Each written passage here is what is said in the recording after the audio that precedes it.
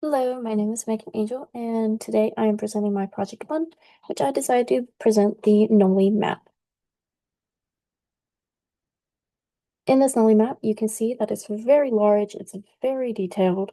So much detail went into the making of this map, and also the drawings at the bottom, which I'm going to be focusing on the actual content of the map, which is Rome. So in this Roman map, you can see that expands very far and wide. So this map ended up being 6 feet tall and 7 feet wide, made up of 12 copper plates that were engraved.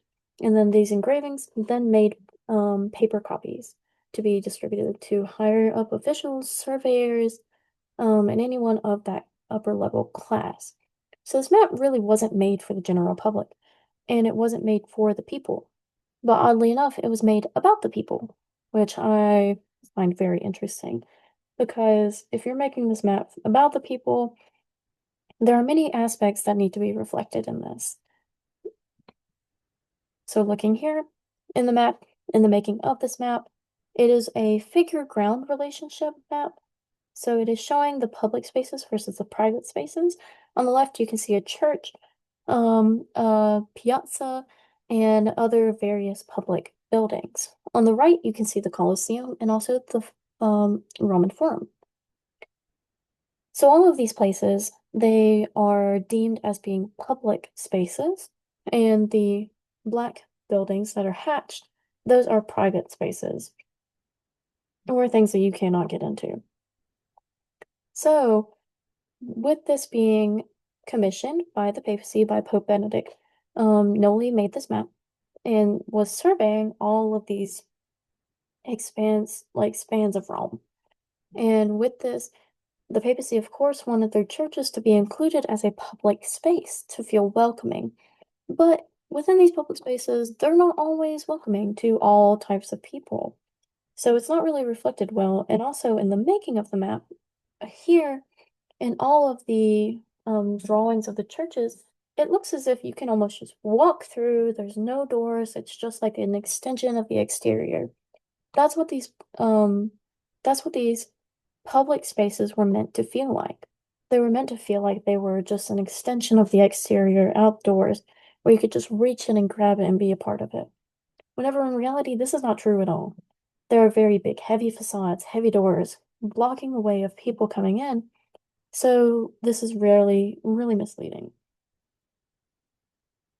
One detail that I found really fascinating whenever I was studying in this semester and also in my study abroad experience was looking at the etchings that were done into the copper plates to create these hatching markings.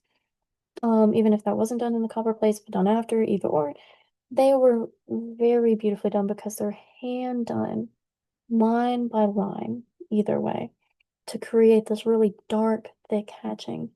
And it makes a very beautiful composition overall to convey a very stark contrast with the stark borderline contrast to the public space, to the private space. And how you can see on the screen, it's the street versus the actual interior space of the building. I wanted to specifically call out this scene, which is Castle di San Angelo and St. Peter's Basilica, showing that these places are really open. Castle di San Angelo is maybe not as much open, but St. Peter's Basilica is almost all purely open represented on this map, which is very misleading and very misguided. Um, these maps were intended to show that these are public, these are private, and to show and get a survey and understanding lay of the land, um, which really cuts out all human aspects of Rome, which I find very misleading. Because if you've ever been to Rome, if you've ever even looked at pictures of Rome, you know the people are present. People are everywhere. People make up Rome. You really can't have Rome without the people because there are always interactions, always communications, and that cultural feeling is very ever present.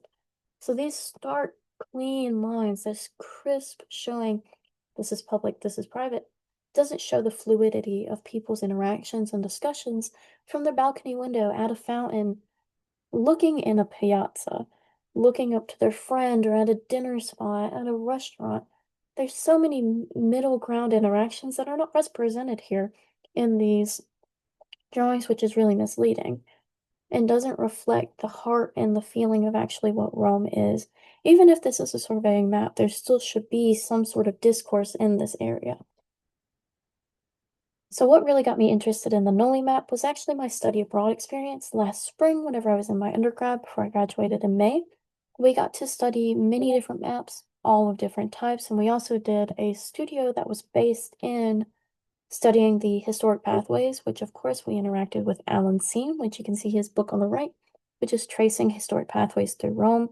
And he also speaks to the Nolli map, which you can see on the left, and then two other maps that are also included here. And the stone map is actually a really large map that was huge and was presented in one of the civic buildings to actually show how taxes and where taxable areas were. So I'll leave you on this thought.